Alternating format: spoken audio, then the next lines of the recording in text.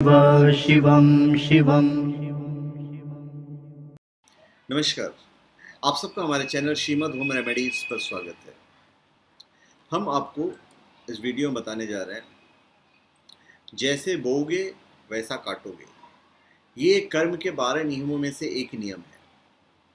मतलब जैसी करनी वैसी भरनी। ये जीवन का एक सिद्धांत है। अब इस सच्चाई को जानने वाले जीवन में सदैव अच्छे कार्य करते हैं। तो इस पे हम पूरा आपको बताने जा रहे हैं और उसको ध्यान से सुनिएगा, क्योंकि ये हमारे और आपके कर्म से रिलेटेड है। ये कर्म के 12 नियमों में से पहला नियम है और कर्म का सबसे महत्वपूर्ण नियम है।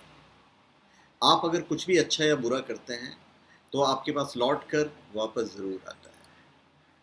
जैसे आपके पास कुछ पैसे आए, आपने उसे अच्छे कर्म में या बुरे कर्म में खर्च किया, तो आप ये मत एक्सपेक्ट करना कि वो पैसे आपके पास वापस आएंगे। अगर आपने बुरे कर्म के लिए किया है खर्च या उसका मिसयूज़ किया है तो।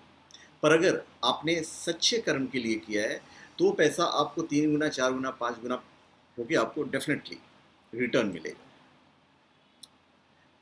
समझो, अगर आप अपने पेरेंट्स की रिस्पेक्ट नहीं करते तो यह आपके पास लौट कर आएगा। जब तुम्हारे बच्चे तुम्हारी रिस्पेक्ट नहीं करेंगे, यही कर्म है। प्रत्यावर्ती वाण की तरह कार्य करता है। इसलिए अगर आप चाहते हैं कि आप खुश रहें और अच्छी ज़िंदगी जिएं तो दूसरों की इज्जत कीजिए, सबको प्यार कीजिए और खुशियां बांटिए। पाप और पुण्य दो बीज हैं।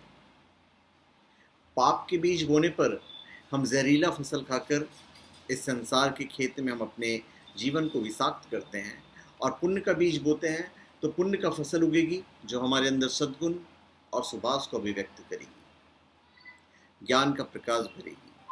पाप से बचने का पहला सूत्र है कि मन में पाप के प्रति डर होना चाहिए। तो पाप से बचने के 4 सूत्र हैं: भीति, प्रीति, रीति और नीति।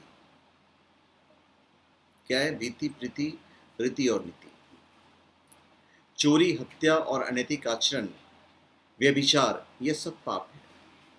जो प्रकट में दिखाई देता है उस पाप के प्रति हम डरते हैं, क्योंकि हम उसके दुष्परिणाम जानते हैं। अपराध प्रकट है, पाप मन में है। मन से अपराध पाप है। मन का दुर्भावना, चिंतन, दुष्प्रवृत्ति भी अपराध की श्रेणी में ही आता है। जो कार्य खुले में हो और जिससे प्रशंसा पा सकें वह पुण्य है, और जो कार्य छिपा कर किया जाए और आलोचना हो वो फिर पाप की श्रेणी में आता है। कुछ लोग ईश्वर पर दोषारोपण करते हैं कि वह या तो खुद की गलती स्वीकार नहीं करना चाहते हैं या फिर अपने अज्ञान का परिचय दे रहे हैं। आप देखते किसी ने गलती की, बोला यार भगवान ने हमारे साथ ऐसा कर दिया। अब ज़रूरी नहीं है कि जिसे आप अच्छा कहते हैं वही आपके लिए अच्छा हो। कभी कभी सामयिक दर्द और नुकसान हमारे भविष्य के लिए लाभदायक सिद्ध हो सकते हैं। जैसे जब किसान बुवाई करता है तो नुकसान में रहता है, क्योंकि मेहनत भी करता है और महंगे बीज मिट्टी में मिला देता है, परंतु फिर भी धैर्यपूर्वक परिश्रम करते रहने पर जो पारितोषिक उसे प्राप्त होता है उससे वह और उसका पूरा परिवार खुशियों से भर उठता है। तो यही है, जैसा बोओगे वैसा काटोगे, जैसी करनी वैसी भरनी। इसमें ईश्वर की कोई गलती नहीं होता, क्योंकि ईश्वर गलती करते ही नहीं है। ईश्वर आपके कर्मों के हिसाब से आपको फल देते हैं। जैसे कि मैं आपको उदाहरण देता हूँ, बड़ा ही अच्छा मैं उदाहरण आपको दे रहा हूँ। हमारे मित्रों के साथ भी हुआ है, इसलिए मैं आपको बता रहा हूँ। हमारे कुछ मित्रों के पास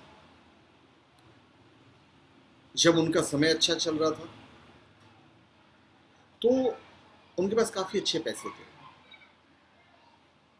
हमारे आज भी एक मित्र हैं जिनकी बहुत बड़ी लैंड पड़ी हुई है, लैंड, बहुत बड़ी लैंड, पर आज पैसे उनके पास नहीं है। एक वक्त था जब पैसे बहुत थे, तो पैसे का उन्होंने मिसयूज किया, गलत जगह पे पैसे लगाए या गलत लोगों को पैसा दिया या कुछ ना कुछ गलत हुआ। और वहाँ पे था एक अभिमान कि हमारे पास पैसे हैं, क्योंकि लक्ष्मी जब किसी घर पे आती है तो अभिमान संभवतः बहुत सारे लोगों में आ ही जाता है, 99% लोगों में। तो एक अभिमान था, गलत जगह पे पैसा इन्वेस्टमेंट किया या गलत जगह पे पैसा लगाया या पैसे को मिसयूज किया।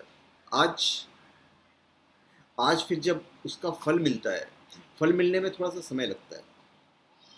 तो आज फिर क्या होता है कि भाई बुरा वक्त की शुरुआत होती है।